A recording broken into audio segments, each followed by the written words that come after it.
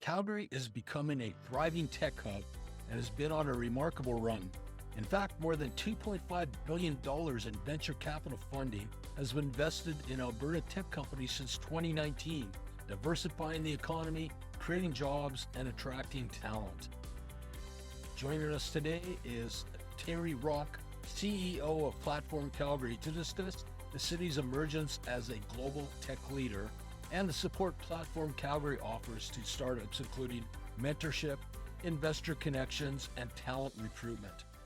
Enjoy.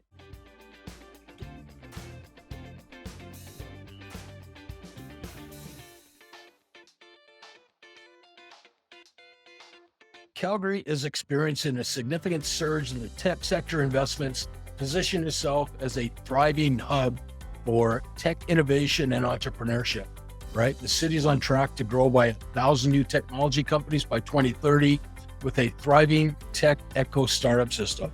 And right in the center of that is today's guest, Terry Rock from Platform Calgary. So Terry, welcome to the show. Thanks, Greg. Thanks for having me on. All right. So Terry, I'm a long-term Calgarian. I grew up in the city. We've always been a get-her-done city, right? And so lots of youth enthusiasm, and it's always been centered around the energy sector. But you know what? There's a new player in town making a big splash, the technology sector. So why don't you share with our audience a little bit about who Platform Calgary is and what is your vision or your mission to bring? Yeah, absolutely. I want to start with one thing. I heard this one time a few years ago that the oil and gas sector is a technology sector that just produces oil and gas at the end of the process. And I think that's important to understand is that what we're talking about is really those technology, that underlying part of every industry that is creating value now. Technology is part of it. It's becoming an increasingly important part of it. And so when we look to the future of our city, and some people that were behind us early on looked to the future of our city, the question was like, how are we positioned in that emerging economy, that part of the economy that's driving growth in every industry? And what's really interesting also, I think, about this organization is we have been around since 1981. And this is just new clothes for us. We started as the Calgary Research and Development Authority in 81. And it was really focused at the time on how do we make sure that our core industry is positioned to be a leader as technology changes. How do we keep the energy industry forefront in our city? Started by leaders in that sector. As the world has changed over the years, we were in a partnership with Innovate Calgary as part of the university for about a decade. And then just in 2018, we started this version of us, which when I showed up on the scene, we decided to move downtown and put a different kind of emphasis, more focusing on the entrepreneur-driven technology part of the community, as opposed to necessarily industrial-driven tech part.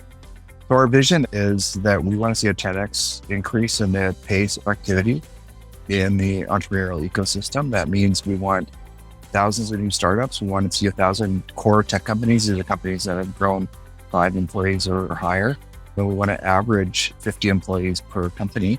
So we're talking like 30 to 50,000 new jobs that we think the sector can produce if we really focus on it. Alberta and Calgary is an entrepreneurial place. And so we're really amplifying that sort of natural activity that happens in our community already. Okay. One of the challenges that all startups have, especially startups in the tech sector, is attracting the early stage investment or venture capital. So what is Platform Calgary doing to help attract that venture capital? A couple of things that I think are also important. So to get where we needed to go, I think as you mentioned, you start out, Calgary's not necessarily known for being a tech hub. And so we really put at the start of our mission here to make it more visible, to make it easier to access. There's a lot of people here who invest in private corporations, that kind of thing. That's a part of Calgary as well. What they told us was, we hear about tech, but we don't know how to access it. And so how do we make it more accessible? And then from the founder side, people who want to start companies, because it's not known as a tech place, how do we get access to the support? And so building a Platform Innovation Center, 55,000 square feet dedicated to this, street access crossing library in East Village, is a big part of that. So back to your question about attracting investment, we have started just aggregating the story. That's the first part of this is there's a bigger story here that I think people realize. When you walk in our door, you get immediately hit by a poster that has 1,031 logos on it. No, sorry, 1,027. It'll be more when we get the next version out here soon. Those are the tech companies that we've been able to identify in the city that are here building right now. It's tens of thousands of jobs. It's every sector you can imagine they're serving. And so the first part of the story to attract investment is to tell the story to investors that there's something going on here. And so that has been a big part of what we've done. When we think of attracting venture investment, the lowest hanging fruit in that is in our own backyard. This is a city where people have made money in oil and gas, they've made money in real estate, they've made money building businesses, and they have two core things that they want to continue. One is they want to keep building the city. They want to keep investing in Alberta. The city, it's been good to them. They want to keep doing. The second thing is they want to diversify. And we think that good portfolio construction includes this early stage, high risk capital, but through good fund managers that know how to do it and know what to do. Just in the fall, we launched the National Bank Investor Hub here at Platform Calgary. It's a one-stop shop for people who are looking for, they want to, first of all, what is this sector? What does this asset class look like? How do I invest in it? What are the different options for me? Can I take a course on it, some workshops? Can I meet other investors? That's a big part of it too. Can I meet my peers who are already doing this and learn from them? The second thing it does is it aggregates and offers courses for folks. So it's a single point of access. We connect investors to people to founders that are raising funds at various stages, mostly early stage, but some later stage. Then the third thing is we actually reach out to funds from Silicon Valley, from across Canada, the Pacific Northwest, in particular, some in Texas and Colorado, and we try to bring them to the city to understand what's happening here. And that's just getting going. Just launched, we just announced the partnership with National Bank in the fall, and we're just hiring the people to get it off the ground here shortly. So that's very exciting. This is new. There's really no one else in the country that's doing it this way, where a typical organization like ours would do something like that, but for the companies that they work with, we're doing it for the whole city. We're really saying we've got a story to tell across the city and bringing the whole story of all of Calgary to things. That's absolutely fantastic, and it's great. And again, it's such a reflection of the character of the city and yourself. Yes. But it really is who Calgary is all about. And I'm along Calgary, and I'm very proud, right? Greg, what's interesting is that what you said there is important. Where we called ourselves Platform for a reason. There's so much pride in this city and people who want to give back and people want to build things here. This truly is a city where building stuff is what people want to do when they're here. We're trying to not be over top of it. We're trying to be underneath it, and we're trying to connect it together like a platform, as opposed to trying to do everything for everyone. So in this building that I'm in right now, we have 130 different MOU partners that we've signed MOUs with that are there to support, whether it's access to industry or customers, whether it's talent development, access to talent, access to capital. And then a huge amount of what we do is training of people who are building companies, just giving them core concepts. We're sector agnostic. We address, we go after sort of core clusters or sectors like clean tech or ag tech and fintech with partners. So we don't go and build out direct expertise, we find partners. And then we just provide workshops and training and connections to mentors and coaches. And that's what happens here every day. Last year, 770 entrepreneurs went through our programming. And we also worked with another 350 people we were their first call to help them figure out what the next step should be. And that doesn't account all the stuff we do with investors and industry. Not every challenge has to do with funding.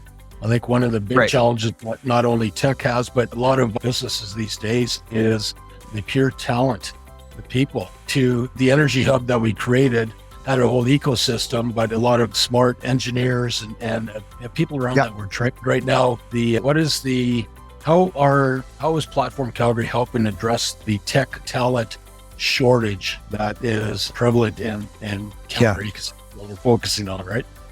Yeah. It is a Canadian thing. There's a couple of things that we do there. In talent in particular, this has been well recognized as a challenge. Calgary Economic Development has taken a real lead role in promoting the need for more talent for our post-secondaries, but also helping people pivot their career and maybe get some core skills or some additional skills that will then allow them to work in tech.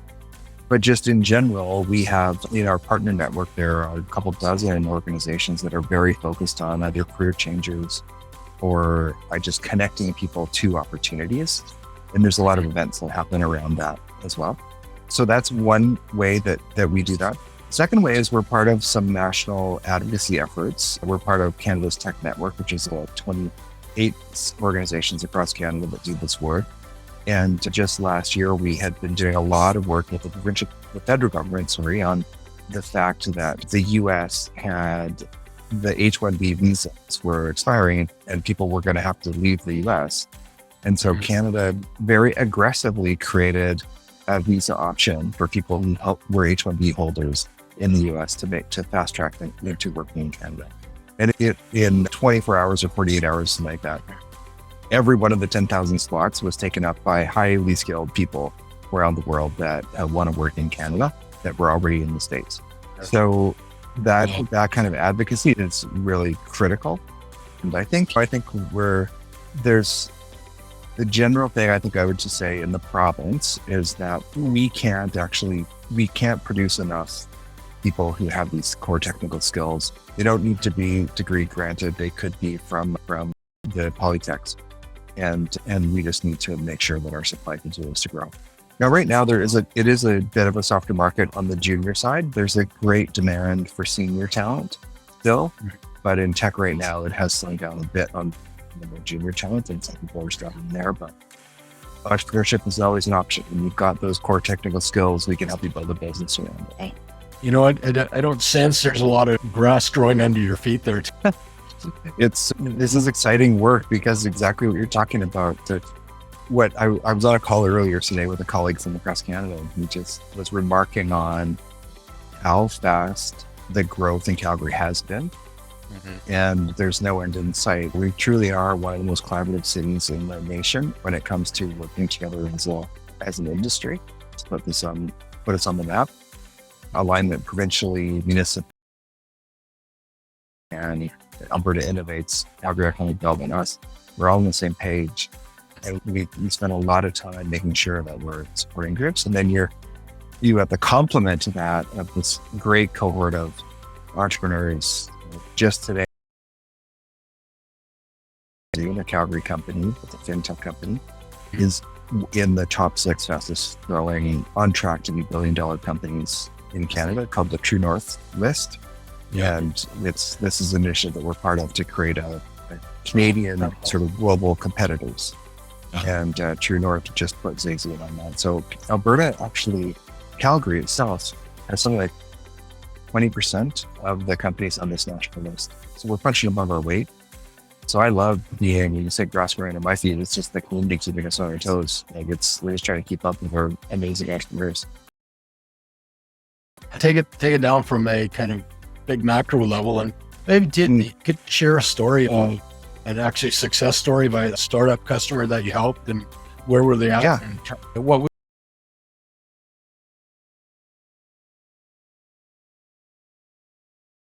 with them, and there's no success without a hardworking, super smart, brave entrepreneur at the center of it. So we never put our part first. It's always, we're just proud to tell the story of people we've been associated with.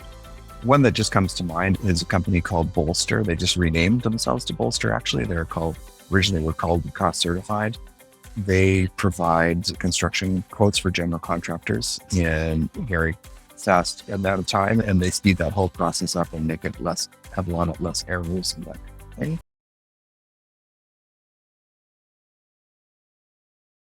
We started 2018 or 2019. We have a program now called Alberta Catalyzer, which is for very early stage companies that have not yet achieved real market debt or anything like that. They're just getting started. They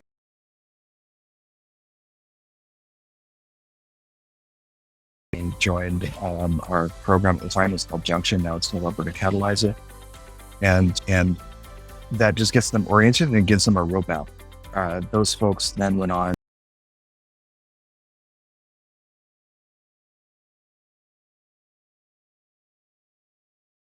still out of the Y Combinator and are now a 100-person company with multiple locations around the world.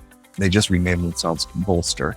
And so that's a great example of a couple of founders. They have a really great idea. They have deep industry knowledge, and they get a little orientation to what it takes to do this, a few frameworks to work with. And then their energy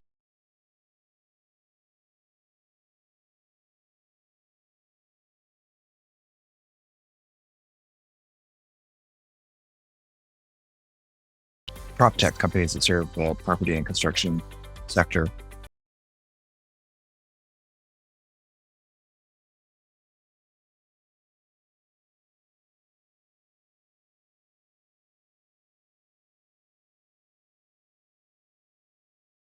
Very high failure rate. This is challenging stuff, but 1 in 50, kind of 1 in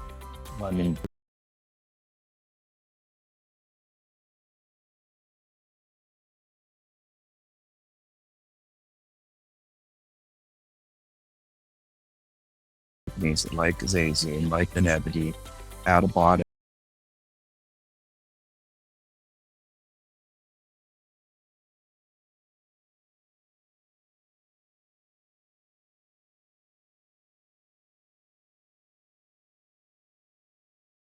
And some malts is one of the people that